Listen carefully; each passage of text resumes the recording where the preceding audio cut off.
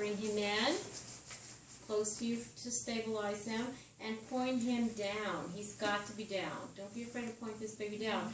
And remember, support his head and neck and point him down. Between his shoulder blades, the heel of your hand, you're going to give him 5 back slaps, back blows, or whichever you want to call them. Because he's pointing face down, you may actually hear something fall out or see fall out. And if it does, if the airway becomes clear, he's going to start crying. That's a very good sign. If not, and you know, I've never done this in a baby, then I heard the back slaps work very well. But if they don't, support him, turn him over, bring him in. Remember, always support his head and neck. Point him down and give him 5 chest thrusts over his heart. 1, 2, 3, 4, 5. This time, because he's facing up, if nothing's going to fall out.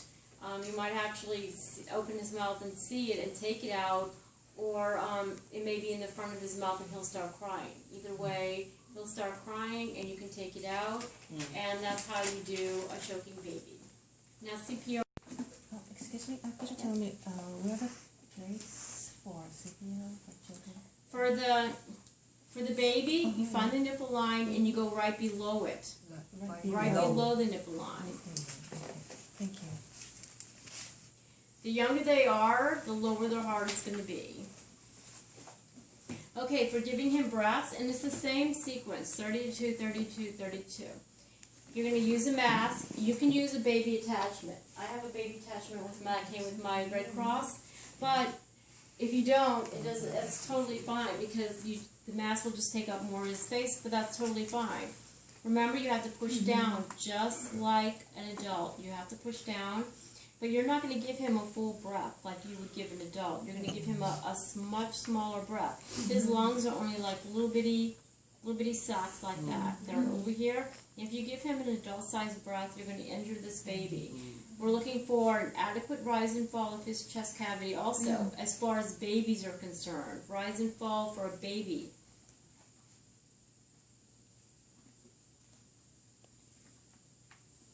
I don't even know if y'all saw that, because he's not on a flat surface. Okay, as far as the head is tilted back. On these mannequins, the head is like this. In real life, is the baby's head like this? No. No, baby's head is like this. It's a sniffling position. Where his little nose is up in the air and he's, looking up. You're going to do a breath with that position. If it doesn't go in, you just pull his head back a tiny bit and give him a breath. Because we're never going to extend this baby's head back like an adult, ever, ever. It's not going to work, and it's going to injure him. So he only gets a little bit of extension or no extension at all. So with a baby, when you go to give him breaths, you're not giving him near as much air, and you're not pulling his head back at all, or just a tiny bit. And those are 2 very important to remember, because he will sustain, and that's where his navel or belly button is going to be.